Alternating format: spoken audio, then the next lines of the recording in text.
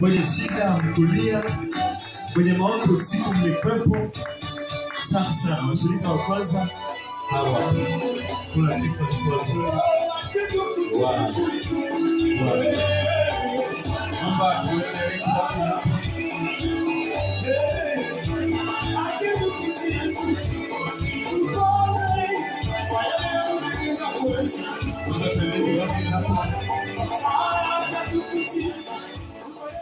Mziki sio na kelele.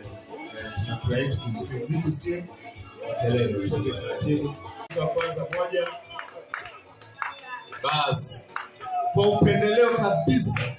Naomba rafiki yake aongozane naye. Mabrede. Na ulikuwa miongoni mwa washirika wa kwanza.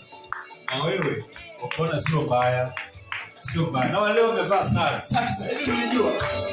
Safi kabisa. Hawa ni mapacha jamani.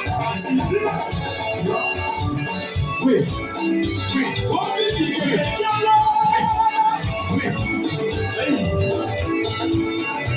Mama anasema nawapenda sana wanangu. Nawapenda sana wanangu.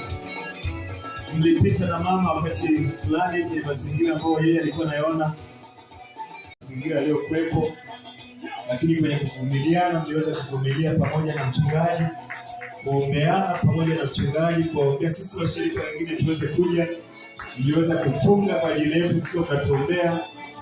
Asanteni sana, na sisi kama kanisa tunawashukuru sana.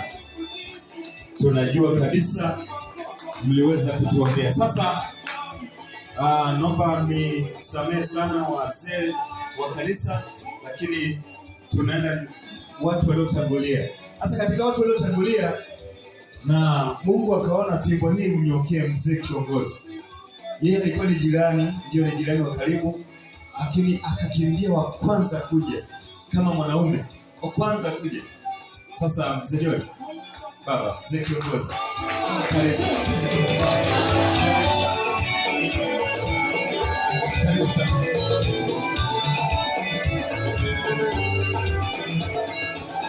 Unajua kanisa kama halina mwanaume, yaani kanisa halina mwanaume. Kanisa halina mwanaume. Yaani mchungaji, alafu wanaofuata ni wanawake watupu. Hilo kidogo tulichunguza hilo kanisa. Lakini kanisa hili limependelewa kuwa na wanaume. Na mwanaume wa kwanza kuja ni hapa baba ule. Mungu akubariki sana. Mzee kiongozi mzee Joel kwa ajili ya kutuombea. Wanaume wengine waweza kuwepo.